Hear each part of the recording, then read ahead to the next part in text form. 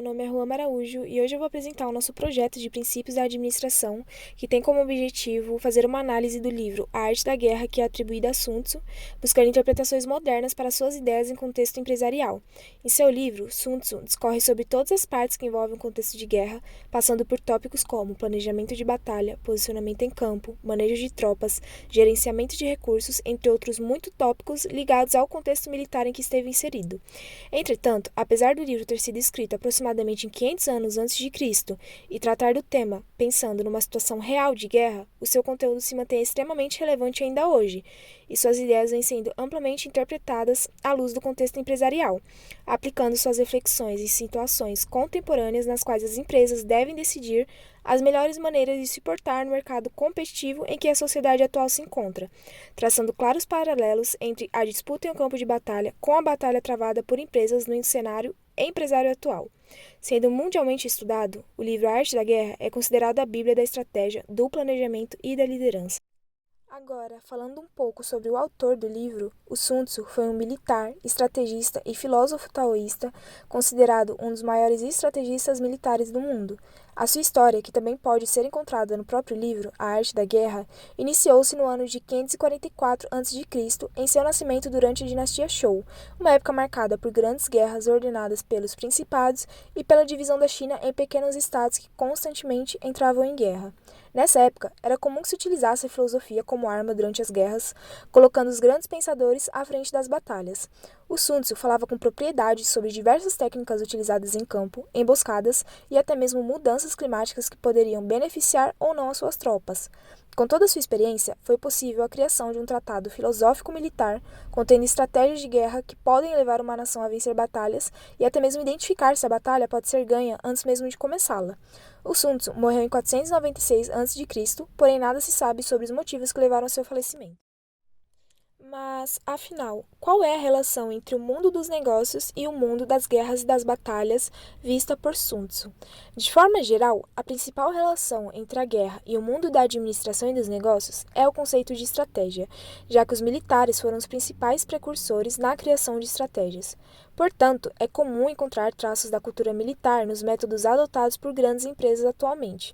As analogias entre o mundo dos negócios e o campo de batalha são frequentemente vistas, sendo utilizadas em frases como, abre aspas, Brasil ganha a batalha inicial na Organização Mundial do Comércio, na guerra contra a canadense Bombardier na disputa pelo mercado de aeronaves regionais, fecha aspas. Incontáveis empresas digladiam-se por um espaço no mercado, empregando técnicas e estratégias que, apesar da distância temporal de mais de 2.500 anos, não se distanciam muito daquelas expressas por Sun Tzu em seu trabalho.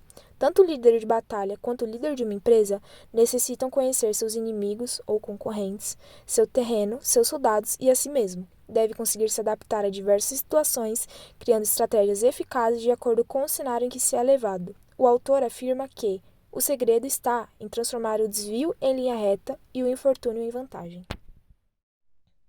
Portanto, o ponto forte citado por Sun Tzu, necessário para o êxito nas batalhas, é a presença de um bom líder.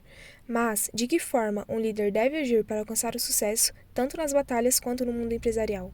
Existem características indispensáveis que um comandante deve possuir, como deve se portar, como pode conduzir a moral de seu exército para garantir o bem-estar de sua tropa, bem como as ações que este deve tomar se quiser levar o seu exército à vitória. Algumas características são essenciais em um bom líder. Primeiramente, ele deve ser empático. Isso significa dizer que o líder deve ter a capacidade de compreender e se pôr no lugar de seus subordinados, demonstrando uma preocupação genuína pelo seu bem-estar e desenvolvimento. Isso pode ajudar a aumentar a motivação e o engajamento dos funcionários, bem como a construir um ambiente de trabalho saudável e positivo. No terceiro capítulo, Sun Tzu afirma que aqueles que são sábios são capazes de sentir empatia pelos outros. Eles são capazes de entender as necessidades dos outros e fornecer-lhes o que eles precisam. Eles não são egoístas e não pensam apenas em si mesmos. Eles estão dispostos a ouvir os outros e a trabalhar com eles para alcançar os seus objetivos. O atributo descrito também possui alto valor no meio corporativo atual. Uma das principais maneiras pelas quais a empatia pode ser benéfica nesse ambiente é através da melhoria da comunicação. Quando as pessoas se sentem compreendidas e valorizadas, elas são mais propensas a se engajar e a colaborar de maneira efetiva. Ao mesmo tempo, quando líderes e colegas de trabalho demonstram empatia, eles podem criar um ambiente mais aberto e honesto, onde as pessoas se sentem confortáveis em compartilhar as suas preocupações, ideias e ponto de vista. Tais aspectos são essenciais para o crescimento e sucesso de uma empresa. Outro ponto importante é a presença de um líder adaptável, ou seja, isso quer dizer que o líder deve ser capaz de transformar o que parece uma desvantagem em uma vantagem. Mesmo em situações adversas, o líder deve ser capaz de encontrar uma maneira de tirar proveito da situação e usá-la ao seu favor. Assim como em uma batalha, a habilidade de adaptação é fundamental para o sucesso das empresas no mundo empresarial atual. O ambiente de negócios está em constante mudança e as empresas que não conseguem se adaptar rapidamente às novas circunstâncias correm o risco de ficar para trás e perder oportunidades importantes. Um exemplo atual sobre a importância dessa habilidade foi visto durante a pandemia de Covid-19 e a rápida mudança do comportamento do consumidor nesse período. As empresas que foram capazes de se adaptar rapidamente à nova realidade, como mudando para vendas online ou oferecendo serviços de entrega em domicílio, tiveram mais sucessos do que aquelas que foram lentas para se adaptar. Um líder deve possuir um ponto muito importante: ser estratégico. Compreender as forças e fraquezas do adversário, bem como as suas estratégias e táticas, é fundamental para poder prever os seus movimentos, planejar contra-ataques e tomar decisões seguras e estratégicas. Além disso, é crucial conhecer a si mesmo, saber como utilizar as suas virtudes e minimizar as suas fraquezas para alcançar o sucesso. No capítulo Conhecendo a Situação, ele diz: conheça o inimigo e a si mesmo, e você obterá a vitória sem qualquer perigo. Conheça o território e as condições da natureza, e você será sempre vitorioso. Portanto, conhecer o território onde se pisa é crucial para conquistar o seu objetivo, já que quanto mais conhecimento obtivermos de todas as variáveis de uma batalha, mais estratégias favoráveis ao exército podem ser colocadas em prática. Ao falarmos de conhecer o terreno, podemos comparar isso a estudar o mercado onde se está inserindo, já que este exercício é essencial para sobreviver, lucrar e competir com outras empresas do mesmo setor de atuação. A última qualidade importante para um líder é que ele seja justo.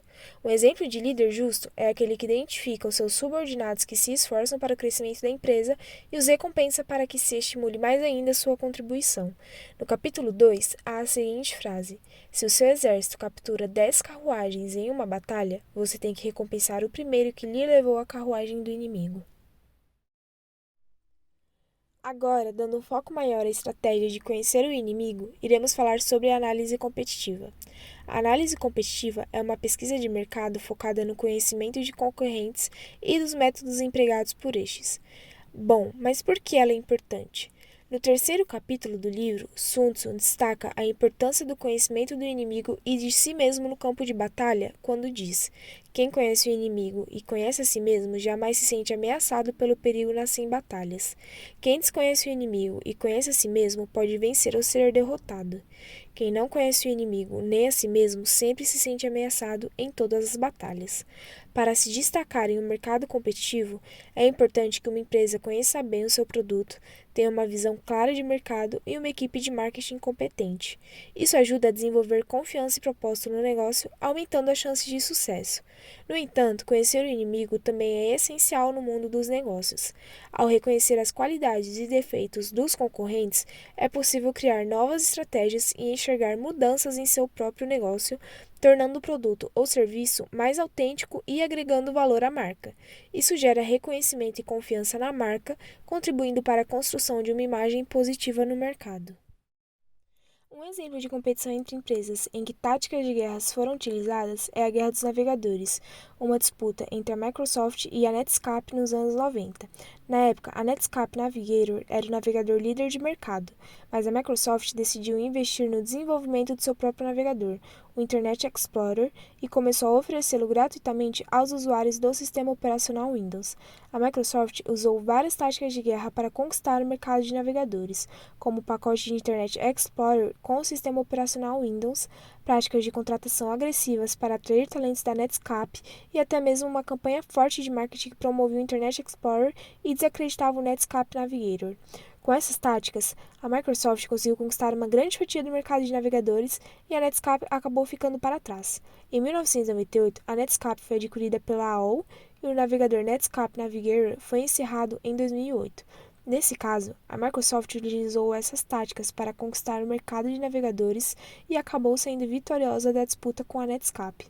A competição entre as duas empresas foi uma batalha intensa em que a Microsoft soube aproveitar as suas vantagens e minimizar suas fraquezas, garantindo a sua posição de liderança no mercado de navegadores por muitos anos.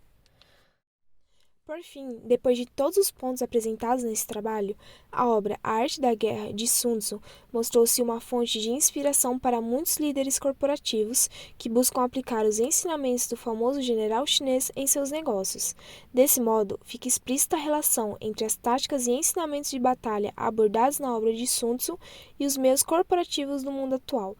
A estratégia de Sun Tzu continua sendo relevante hoje como um guia para aqueles que buscam vencer em um mercado cada vez mais competitivo. Por fim, agradeço e me despeço até uma próxima apresentação. Muito obrigada.